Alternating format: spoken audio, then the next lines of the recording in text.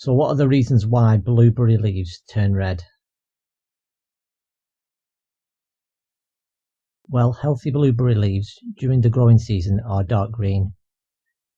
In autumn they turn red due to the colder weather, and this is just a normal response. However, if the leaves turn red during the growing season, then something could be wrong with the plant, like a nutrient deficiency or a viral or fungal disease. So when healthy blueberry leaves turn a bright red colour in autumn, this is not a problem, as it's just the exposure to cold temperatures. The discoloration will gradually fade away when the temperature picks up again. Blueberries prefer acidic soils, and for winter protection move plants that are in containers into a shed or garage.